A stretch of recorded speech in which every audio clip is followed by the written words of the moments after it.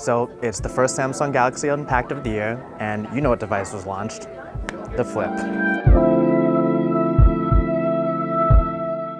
Obviously, the huge thing here is design. It's not supposed to be the top of the line in terms of specs, but it does get pretty close, and we're gonna get to that in a second, but let's look at this. Starting with this hinge, it's got a stiff but satisfying feel to it.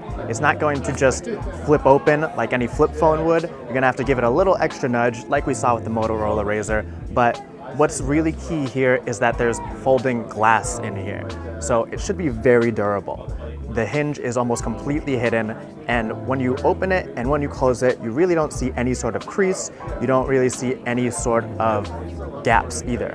So when it's closed, you have this tiny little screen on the front that you can tap and wake up, but it is also a touchscreen, so you can swipe through different little bits of information.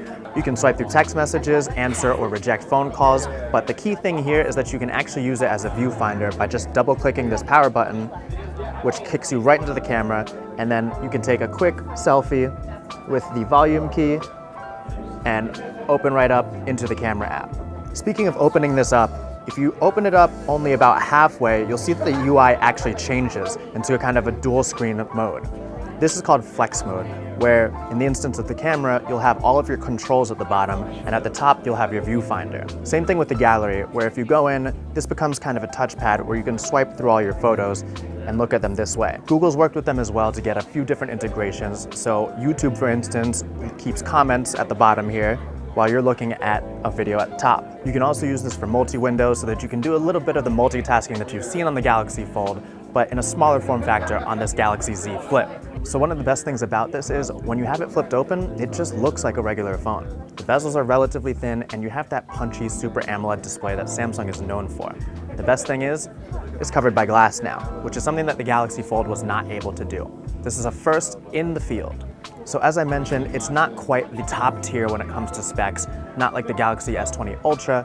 This is more of a niche device that's meant to just be a different kind of form factor that offers still very high performance. So we have 8 GB of RAM with 256 gigs of storage and the Snapdragon 855 Plus, which is just a step above last year's flagship processors. Suffice it to say, you're not going to be really worried about how much you're able to do on this phone. It's going to be quick, it's going to be snappy, and it's going to do everything that you need on an everyday basis. Some might be sad to see that you only have a dual camera setup in this situation, but realistically, the telephoto lens isn't a huge loss, and we're happy to see the ultra-wide is still included. You have 12 megapixel sensors on both of them, so you're going to get photo quality that's very akin to the S20 range. It's also kind of a tall display with a 21.9:9 ratio and a 6.7-inch Full HD Plus screen.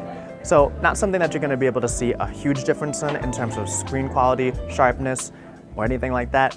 It's still going to have that punchy display colors that you always wanted out of Samsung. Topping off the premium feature list, you also have fast charging, wireless charging, and power share so you can charge other devices. It is only a 3,300 milliamp hour battery, so I don't know how much you're going to want to charge anything other than maybe your Galaxy Buds, but it's good to know that you have that option there in a device that you're paying $1,380 for. That's the other thing. It's $1,380, which honestly you kind of expected from a device like this, especially with the materials that it's made out of, glass on the front. This kind of cutting-edge technology is going to cost you a little bit, like we saw with the Motorola Razr, which cost $1,500. And for my money, this feels like a more solid device in my hand. So for that $1,380, you may be getting a much more well-built device here.